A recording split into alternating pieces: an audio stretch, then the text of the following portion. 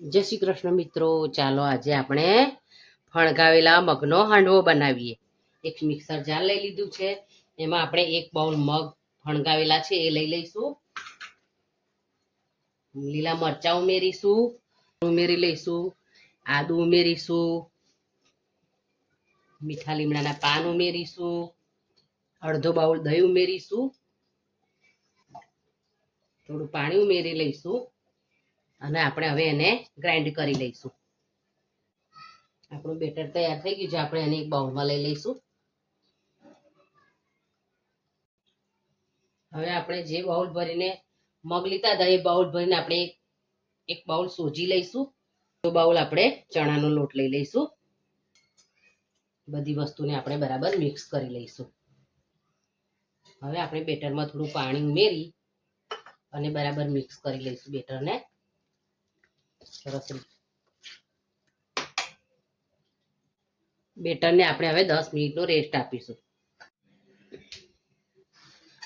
આપણે જોઈ લઈએ આપણે ખીરું 10 મિનિટ પછી કેવું થઈ ગયું છે. સરસ થઈ ગયું છે. હવે આપણે એને બરાબર મિક્સ કરી લઈશું. હજુ આપણે એમાં થોડું પાણી ઉમેરીશું જેથી બેટર કમ્પ્લીટ થઈ જાય. વધારે પાણી ના પડી જાય એનું ખાસ ધ્યાન રાખવાનું. બરાબર મિક્સ કરી લઈશું. હવે આપણે એમાં બધા મસાલા કરી લઈશું. 5 ચમચી હળદર ઉમેરીશું, લાલ મરચું પાવડર ઉમેરીશું, ટેસ્ટ મુજબ મીઠું ઉમેરીશું, ખટાશને બેલેન્સ કરવા માટે અડધી ચમચી ખાંડ ઉમેરીશું. બરાબર આપણે એને મિક્સ કરી લઈશું. હવે આપણે એમાંથી અડધું ખીરું બીજા બાઉલમાં લઈશું. 5 ચમચી ખાવાનો સોડા ઉમેરીશું અને થોડું પાણી ઉમેરી અને એને મિક્સ કરી લઈશું.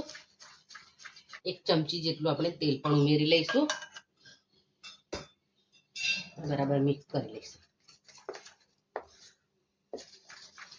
હવે આપણે આનો વઘાર કરી લઈશું. આ રીતે આપણે એક પેન લઈ લઈશું. પેનમાં થોડું તેલ લઈ લઈશું. આપણે સૂકા મરચાં ઉમેરીશું, રાઈ ઉમેરીશું, આવા કચરા કરેલા આપણે સિંગદાણા ઉમેરીશું, મીઠા લીમડાના પાન ઉમેરીશું, તલ ઉમેરી લઈશું, એમાં ઉમેરી દઈશું આપણે આ રીતે.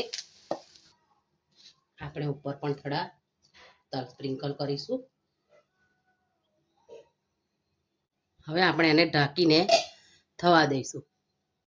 આપણે જોઈ લઈએ કે આપણો હાંડવો તૈયાર થઈ ગયો છે કે નહીં.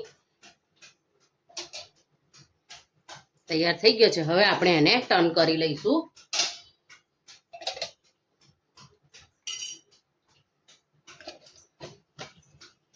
આ રીતે લઈ અને બીજી તરફ આપણે એને થવા દઈશું. હવે આપણે જોઈ લઈએ કે બીજી બાજુ પણ આપણો હાંડવો તૈયાર થઈ ગયો છે કે નહીં. સરસ તૈયાર થઈ ગયો છે.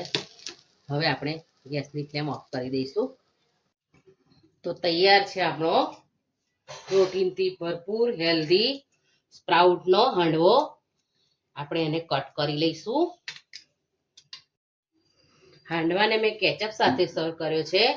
તમે એને ગ્રીન ચટણી સાથે લઈ શકો છો અને ચા સાથે પણ લઈ શકો છો. સવારે નાસ્તામાં પણ લઈ શકો છો અને રાત્રે તમને કંઈક હલકું ખાવાનું મન થાય તો તમારી જોડે સ્પ્રાઉટ પડ્યા હોય તો તમે ઇન્સ્ટન્ટ હાંડવો બનાવીને લઈ શકો છો. તમે જોઈ શકો છો કે કેવો સરસ બન્યો છે, એકદમ પોચો ને સ્પોન્જી. આ રીતે ચોક્કસ તમે એક વખત આ હાંડવો બનાવવાનો ટ્રાય કરજો.